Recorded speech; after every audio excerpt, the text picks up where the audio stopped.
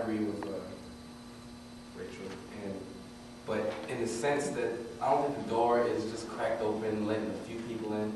I think it's just a little bit easier now, only because back in the day, like, you know how hard it was to hear new artists, how hard it was to see a new artist on TV. It wasn't. You had to buy a CD. You had to turn on the radio. I ain't have a car. I'm not listening to the radio all day. You know what I mean? I'm in class.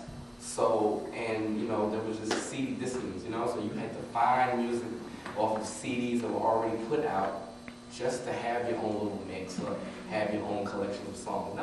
That was a task to do. Now you can just go online, type in somebody's name, and songs come up. Type in a new artist, you know, type my name in Google's crazy.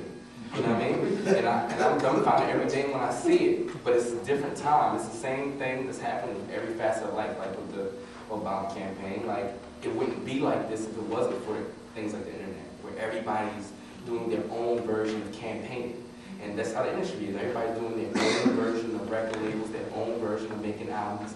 And I think that's when the real love of music comes out, when everybody can enjoy it and do it. You just have to watch out for who does it.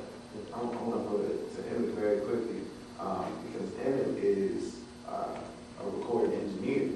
And so I want to kind of get your thoughts on it as somebody who has trained and studied to do this professionally. But then you got cats who got Fruity Loops, don't know what they're doing, you know what I'm saying, and they get rich, or not at all, and with flooded. You know what I'm saying? So I just want to get your perspective from somebody who's in school learning to do these sort of things. How does technology affect you? And you said Fruity Loops. A lot of people get caught up in making music inside of a computer. And that's really a box, in a sense. That's really killing all the, this killing the industry right now. Because you can't, I mean, you can do it, you can create quality music inside of a computer, but the same expression, the same feeling that was in the music of the 70s and the 80s and the 90s, before everybody was stuck to the computer and their keyboard, like MIDI, hooked up to Pro Tools or Reasons or whatever they're using. It's all that extra expression, that feeling that you get when you're listening to Aretha Franklin or something, when she's in the studio with her drummer and her bass guitarist and all that. You miss all of that. Because it's just somebody sitting at a computer making this beat and they're gonna dub it. It's crazy. It's killing it. Really bad. I guess to kind of piggyback also to that. When you say I couldn't help but think of a few conversations I had with some friends of mine who are musicians and things like that, and I'm telling them that over the years, especially being at Howard and being in DC, I've learned to appreciate go-go. And not necessarily because, you know, oh, it's a hot song or whatever, but because it requires a certain level of musicianship and mastery. For instance, like, whereas, and I'm not trying to knock any producers or anything like that, but with them, you can go in one time and get it right, and then just play back the one time you got it right, and now all of a sudden you have a track. But with the go-go, you have to get it right. With the band or live music like that, you have to get it right every time. Yeah, so if you got it right on Tuesday, you have to get it right again on Wednesday, and it kind of raises the bar. As far as this technology thing is concerned, I feel like the biggest thing involved in that, the most important thing is generating a buzz. For instance, Soulja Boy came up against that's the example we've been using. Soulja Boy, he's been out, and you know, he's the YouTube hit and all that other stuff. But then when the album came out, it still sold because there's a big enough buzz around his name that there's people who still want to go buy it. The same with Lil Wayne. Lil Wayne actually made all of the DJs mad, and they leaked his album like a couple of weeks before it was supposed to come out. But when it came out, he still sold over 1 million copies in a week because there was still a big enough buzz around it. You're like, oh well, even though I could get it for free, I still want to go out to Best Buy and go out to Target and go out to Circuit City and, you know, support them. So as long as there's a buzz around you, I feel like, you know, obstacles aren't really obstacles. I'm glad you brought up go-go because it kind of segues into the second point. You also spoke about musicianship and live musicianship, and you talked about how it's killing the industry. You're not hearing Aretha Franklin, bass guitar player or whatever. And so I kind of want to talk a little bit about sampling, and not just sampling like a complete song or complete loop, but where you go to a keyboard and you'll get out a drum pad or whatever. What are y'all thoughts on sampling and how it's affected the artistry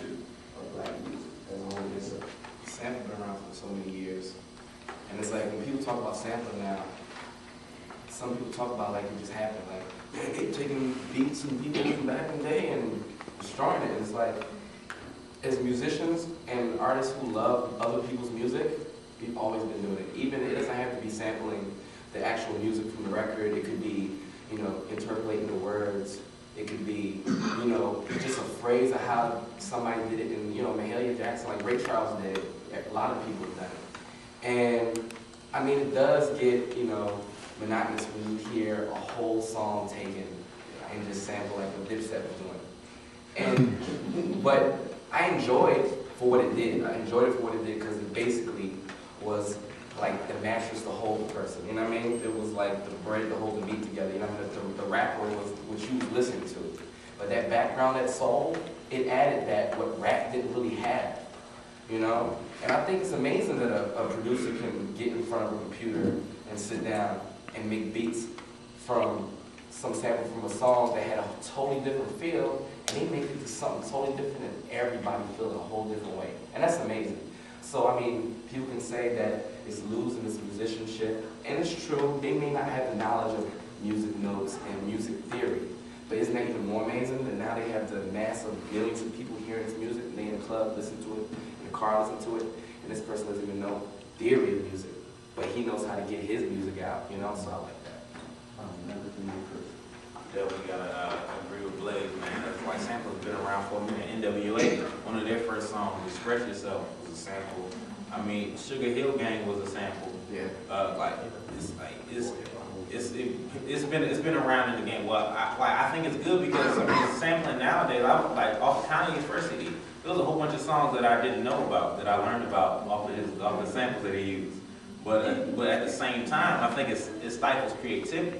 And African Americans, we've historically been those who have been creative with our music. Just the fact that the way that we use the drum, the way that we even used our bodies as musical instruments. It's something that it's even like what my man Blayz said when he said soul. It's the reason why our music is soul music, because it's not just coming from a keyboard or from Pro Tools or from Fruity Loops or from, you know, it's coming from our soul. So when we beat on that drum, when we play on that piano, when we sing into the microphone, it's a feeling of soul, and I think that's what sampling could possibly, it could take away the soul of our music. And when we take away the soul and just put it with how we can be creative with our mind and not creative with our soul, we lose the whole essence of being black with our music.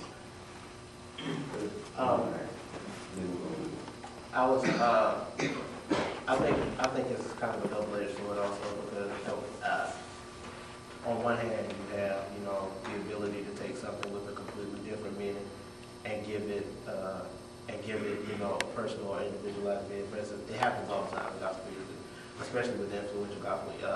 For instance, James Cleveland, a lot of his songs, he just either they weren't his or he just straight up got them from somebody. Like one of his biggest hits, like he says in the middle of the song, I heard Gladys Knight sing this the other night, and he just changed the words. You look at the Clark sisters, you know, they're heavily influenced by Stevie Wonder, is what I'll say.